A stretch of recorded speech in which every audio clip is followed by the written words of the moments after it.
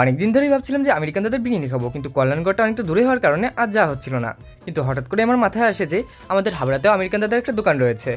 তাই বন্ধুর জন্মদিনের ট্রিটে খাওয়ার সুযোগে চলে যাই সোজা আমেরিকান দাদার দোকানে। অনেকটা রাত হয়ে যাওয়ার কারণে গিয়ে কোনো রকমের ভাগ্যক্রমে লাস্ট ট্রিটটা পেয়ে যাই। তাই আর দেরি না করে সোজা গিয়ে তাড়াতাড়ি বসে পড়ি টেবিলে গিয়ে কিছুক্ষণ বসে অপেক্ষা করার পরে চলে আসে আমাদের সেই বিরিয়ানিটা আমার সামনে রাখার সাথে সাথেই কিন্তু বিরিয়ানির গন্ধে আমার খিদে একদম দ্বিগুণ হয়ে গেছিল। বিরিয়ানির রাইসগুলো দেখতে কিন্তু দারুণ লাগছিল, আর আলুটার তো কথাই হবে না, আলুটা তো দেখে একদম জিভে জল চলে আসছে। আর সফটনেসটা দেখো তোমরা শুধু একবার। তারপরে বিরিয়ানি খুঁড়ে বের করে ফেলি সেই চিকেনের পিস।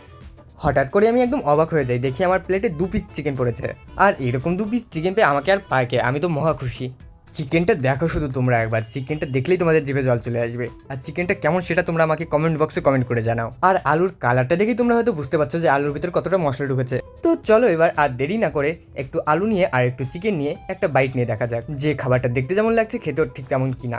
বিরিয়ানিটা মুখে দেওয়ার সাথে সাথে কিন্তু বেশ আমার একটা আলাদা ফিলিংস হচ্ছিল। কিন্তু বিরিয়ানির রিভিউ দেবো কি, এই কাকুটা তো আমার সামনে বোতল রেখেই চলে গেল। বিরিয়ানির মধ্যে যে একটা কেওড়া জল আর আতরের গন্ধ থাকে সেটা কিন্তু একদম পারফেক্টলি ব্যালেন্সড ছিল। আর রাইসটা কিন্তু বেশ অয়েলি ছিল, যারা অয়েলি রাইস খেতে পছন্দ করো তাদের জন্য একদম পারফেক্ট।